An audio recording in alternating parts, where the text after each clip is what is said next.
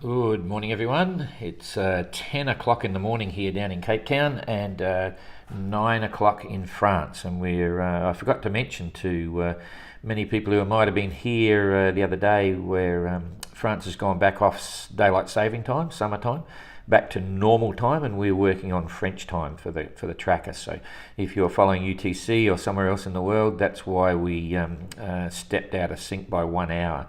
Anyway, this is the time, so mark your watches and you know where it is if you want to catch it live, but it's always recorded, and we're live also on YouTube at the same time, which is all pretty cool. So here's the whole fleet on one page, and it's getting interesting. I stirred up some really cool stuff by predicting that Kirsten's probably going to be first into Cape Town, but either way, whatever happens, it's going to be tight, I can tell you, which I'll explain a bit more. It was fun yesterday to open the tracker for not having looked at it for a couple of days, and then all of a sudden, what? So all in fun, and I certainly haven't forgotten about Pat. The Irish were getting into it, saying, "Oh, what about Pat? He could be there." Absolutely, so could Abelish. You never really know. They just clocked across a new position there. I saw it step across 8 o'clock UTC, which is that's interesting. Now I'm getting completely mixed up, but anyway, yeah, that's pretty cool. We just got the very latest position, which works well for us. Anyway, let's look at the leaderboard because it's already changing. Now, I didn't want to say anything, but anyway, Simon's still number 1, Tapio, and look what's popped up here. Kirsten's now number 3, Pat's number 4, Abelish is number 5, and Damien's back there, and so it goes, Captain Goog, Erkin, and so on. So realistically, let's just, and you can do the numbers on that, but the first numbers that pop up is that between Kirsten and Simon, and the reason I'm not mentioning Pat and Abolition and all the rest of it is because you can only focus on a couple, and you know that Pat's in the middle in terms of north-south, and Kirsten's the next most interesting one for me because Tapio's even higher than Simon, so it's not really relevant. I think the game plan is between these two, between Simon and Kirsten. And she's about 150 miles longer distance from Cape Town, direct course, compared to Simon. So anyway, let's just come back to that in a minute. But it's a very evolving situation, and it's not the end of the race, of course. You know, Cape Town's just a rounding mark, and there's a long way to go, so don't stress. Anything can happen between now and the finish, but it'd just be fun for Kirsten if she really is the first boat into Cape Town. What do we got at the back? We've got Guy heading off now down to Punta del Este in Uruguay. He's got a bunch of friends there. A few people have been asking why go to Uruguay. I think whilst he's still an entrant in the GGR, and it's yet to play out exactly what he's thinking. I know Guy a little bit, and I know what he's thinking. And if he's got to stop anywhere, better to be where you got friends and contacts, and resolve your own thoughts when you get there. So that's part of the decision. He's going there. He stopped there a few times with the Clipper race. Robert Knox Johnson fully crewed round the world race with 12 boats, I think it is. He's been skipper on one and mate on another one. And they've called him there a few times. Anyway, so he's having a good run there, doing 4.7 knots, dragging barnacles, and Arnaud making nearly 6 knots, 5.9 at the back. And then Ian is doing well. He's making his way south, which is important, and he's going to get a bit of breeze coming through, 5.3 knots. Elliot still diving south, 5.3, so that's pretty healthy. I'll leave Jeremy and stuff for a minute, and we'll just focus on the weather these guys are likely to get in the next couple of days. There's the next day. They're all far enough south to hold the breeze, so they'll keep moving over into the third day. Can get a bit fluky. You don't want to, we say here's Ian going down south to get there, but then you're on top of this other high coming across, so there's going to get headwinds a little bit, but hard to predict. Guy will be happy. Arnaud could be in the middle of the ridge, but anyway, that's still 3 days away, and the forecast can change, so we'll bring it back to current weather. Here we go with the next lot. We've got Jeremy, come on, not wanting to pop up here. Why is it not coming up? Okay, I'm not sure why there it is. Okay, so 6.4 knots. Jeremy's doing really well. 6.4, he'll be happy with that. Haven't heard the latest on his barnacle concerns, but anyway, Erton the same, 6.1. Probably it looks like there's more breeze there than this map is showing, so they'll be happy with that. Captain Goog, 6.4, good progress. Damien, he's in the soft stuff by the look. Yep, 2.1 knots. that's the extension of this high. It looks as if there's a bit of breeze there, but he's also, this is hard to say. I mean, if the wind was there, I think he'd be, you'd think if you were watching that and he really did have this sort of easterly with a bit of north in it, he'd be far better off going south. So he's heading off that way. Who knows what's going on there? He might be getting weather that's slightly different to what we're looking at, because there it's showing he's going dead into the wind, which he's not doing. So it's probably got still got a bit of south in the breeze, like it would be south of east, which is the only reason he'd be on port tack. If it was north of east, he would I reckon he'd be absolutely tacked over and coming this way. So and this is right at the end of this high here, so that's the reason he's going up there, no doubt. Abelish may be the same, doing 4.4 knots, but again, I would have thought if he really has got this sort of northern component to the easterly, he'd probably tack across and come this way. But either way, you can see it's a bit. I'll just extend this so you can see it a bit better. You can see very frustrating stuff. Light winds, headwinds, really crazy. And Tapio's the same here. I think he knows where the centre of the high is. And I think he's just committed now, to keep going that way. He knows that if he tacks across and it's light already, he's going to drive into the centre of the high. So that's very frustrating for him. He knows he's not in a good position there. Simon made a big dive last night, which is cool, but he's still got this gradient coming from it's sort of southeasterly, so you can't go, you don't want to go back. So if he tacked across, he may be worried about going down, and maybe he's going to ride the edge of the high. I'm not sure, but I'm surprised, at a few things going on up here. Hang on, something's not. I can't call his box up for some reason. Come on, no, it doesn't want to go. What's going on here? Maybe we lost power last night here in Cape Town, and it dropped the internet. There we go. 5.3 knots. So he's making good track, and he's going straight for Cape Town, which is probably in his mind as well. And Pat, who we never ever forget, so 4.3 knots. I had fun responding to the comments yesterday, all in good spirits, no problem. If someone thought I might have been upset about the Irish getting up me that I didn't mention Pat, not at all. This is all fun stuff to watch, and we play with this as like it's a game, but the guys and girls out here, they're actually working hard to get to Cape Town. So anyway, he's doing quite well in that spot. And Kirsten 6 knots, she's happy there. So now, what's happening with the weather? We'll come back here so we can see what's going on. I don't know whether everyone noticed, but we've got 2 new players in the game. Jean-Luc Van Heed's up here. He's on the track. It took a while to get sorted for lots of little technical issues, but Yellow Brick have been really good. We've now got Jean-Luc's course on. Now, this is set up as if he started from the Sable d'Olonne on September the 4th, not July the 1st. So it was the same start date. That's how much faster, that gives you an indication of how quick the fleet was moving, compared to what we've got now. Because generally, when Jean-Luc got to Cape Town, they were all bunched about here. The leaders were sort of together. Okay, so the fleet, the general fleet, was around about here, sort of in this spot. And it was shortly after that Jean-Luc made a weather break. He got one full weather system ahead of the fleet. No one could catch him after that.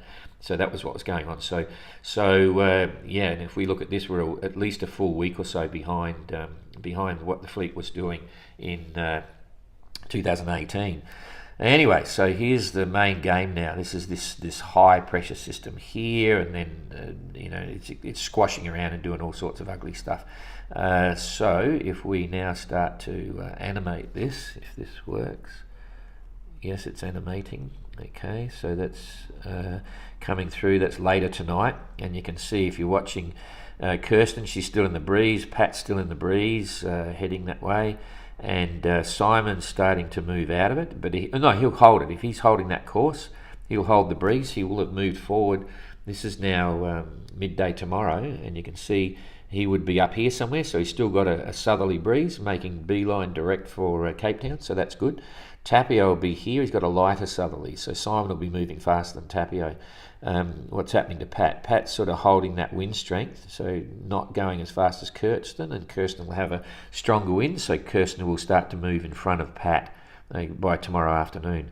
And then it starts to get interesting, because the high is not moving so much, very slowly, but it's starting to lighten off. And it could be said, if Kirsten's down here somewhere, she's going to have to try and push her way through, but hopefully she's watching what's going on. She'll know if it goes light, she's got to go south. Okay, she'll be running the isobars of the pressure systems here. And Pat, if he's out here somewhere, it's going very light. So that's one day. We're now into the third. So 2 days ahead. Okay, this is the sort of weather they're going to be getting. Now that's about 300 miles ahead. So let's go with Simon and see what 300 miles looks like. There's 300 miles, so this is going to get interesting. He should be able to hold that. He should be able to hold this breeze, still heading direct for Cape Town.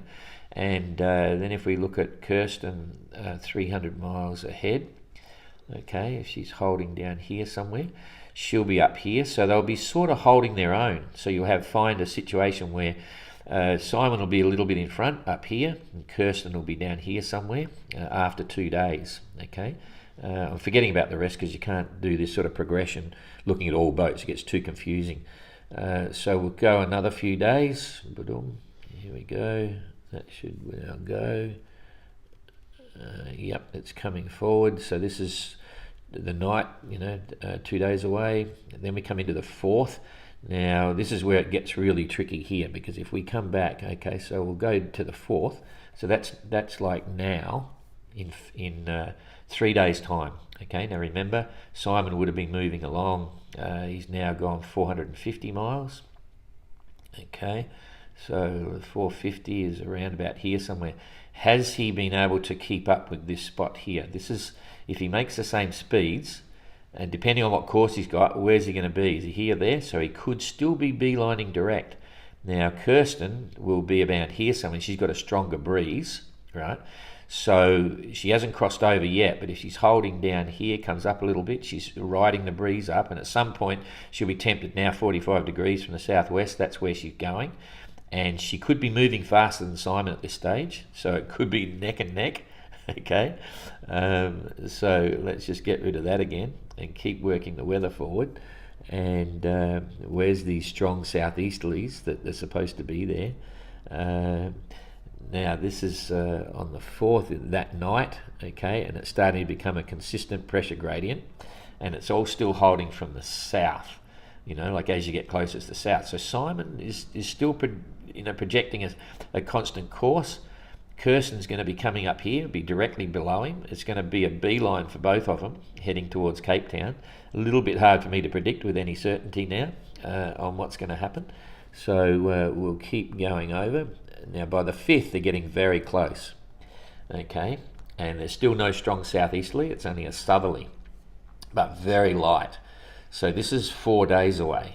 Okay, so it's 600 miles. So if they're making 150 miles a day, because they should come in over the weekend, if they can maintain 150 a day, which I don't think they will do, but let's say they're going to be around about here. That's about where Simon could be, right there. I doubt whether he's going to be coming down much further south. Kirsten is going to be around about here somewhere, may slow up.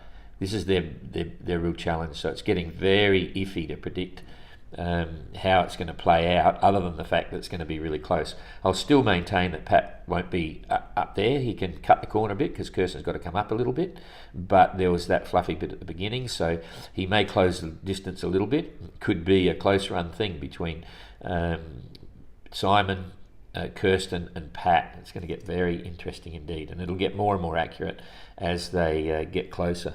But anyway, I've got to reactivate the weather. I think the first boat shouldn't be here any earlier than the 6th, which is the Saturday. Is that right? Yeah, I forget now. I figure the first one should be, what do we got here? 6th is Sunday, 5th is Saturday. Yeah, okay, so they could be starting to get very close by then. So here's the 5th, morning of the 6th, somewhere through there. Look at that. Ooh, Simon might just get in before the southeasterly hits, and still coming in with a southerly. And it's not a strong southeasterly going right through the 7th. So the predicted southeasterly that says you've got to be coming from the southwest may not be as strong as we hoped, as long as the forecast stays the way it is, and that's really hard to predict. Current-wise, this is all getting a bit simple now. Look at the currents. See what's happening here. No, there's a bit of a current there. There's nothing for Kirsten coming up here. She's okay. Pat's the same. Simon coming across there may get hit with a little one, but probably not. And the waves will be, the currents don't really change much, over time. That's back to today's current, so that stays the same. And let's look at the other fun part that's happening. I come back here. We've also got Suhaili on the tracker. Okay, so here's Suhaili coming down again. She left Falmouth on September the 4th, same time that the fleet started. Fleet started in Les Sables d'Olonne. Now, this is pretty much a benchmark, because we have a gate in Hobart, and anyone who doesn't sail through that gate by the 30th of January has to actually stay in Hobart. We won't let them proceed. And as a rule of thumb, you don't want to get behind Suhaili. If you start to drop off behind Suhaili, you may not make the gate. So you can see Arnaud is going to be neck and neck with Suhaili now. He has to keep moving, make sure he gets through, and the same with Ian and Elliot. So Suhaili coming up as a back marker. Bernard Batessia is doing really well. He's going to be passing through here, and Jean-Luc, it'll be fun to watch him as the pace boat. I don't think anyone will catch him, they won't, because Jean-Luc didn't have to stop in Cape Town for a start, but that's part of the game. All right, that's a bit of a long one, so we'll see you tomorrow and see how this weather pans out, but it's going to be a close run thing between Kirsten and Simon, because the southeasterlies aren't going to be there when he gets through, so he might just make it. Woo.